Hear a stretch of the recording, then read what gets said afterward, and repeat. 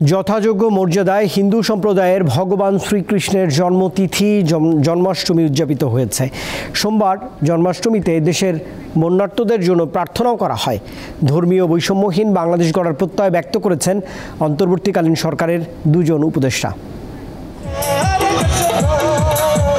সনাতন ধর্মের মহাবতার ভগবান শ্রীকৃষ্ণের জন্মতিথি শুভ জন্মাষ্টমী। ভাদ্র মাসের কৃষ্ণপক্ষের অষ্টম তিথিতে জন্মগ্রহণ করেন শ্রীকৃষ্ণ। দুষ্টের দমন আর সৃষ্টের পালনের জন্য আবির্ভূত হয়েছিলেন শ্রীকৃষ্ণ, এই বিশ্বাস পোষণ করেন সনাতন ধর্মাবলম্বীরা।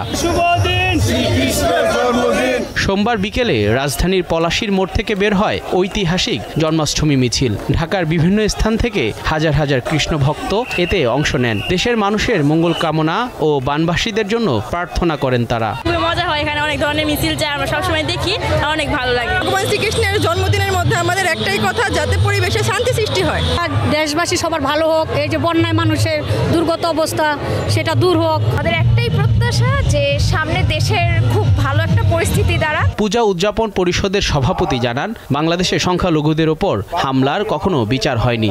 আমাদের উপর হামলার একটা হামলারও বিচার হয়নি। ভগবান শ্রীকৃষ্ণের জন্মাষ্টমী উপলক্ষে আজকের এই আয়োজনে দাঁড়িয়ে দুই স্থপতির কাছে অন্তত বলবো, বিচারের সংস্কৃতিটা প্রতিষ্ঠা করতে হবে। মিছিলে অংশ নিয়ে অন্তর্বর্তীকালীন সরকারের দুই উপদেষ্টা জানান, নতুন বাংলাদেশে সবাই মিলে সব অপসংস্কৃতি রুখে দেওয়া হবে। আমরা এমন একটা বাংলাদেশ গঠন করতে চাই যেখানে কেউ বৈষম্যের শিকার হবে না, সবার সমান অধিকার থাকবে। আমরা যে যার মতো ধর্ম পালন করব, অন্য ধর্মকে আমরা সমানভাবে শ্রদ্ধা করব।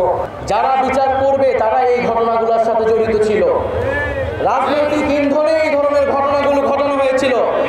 এই নতুন বাংলাদেশে আমরা সকল জনগোষ্ঠীর সমান অধিকার এবং সমান মর্যাদা নিশ্চিত করতে চাই। আইন শৃঙ্খলা বাহিনীর কঠোর নিরাপত্তা বলয়ের ভেতর দিয়ে মিছিলটি বাহাদুর শাহ পার্কে গিয়ে শেষ হয়।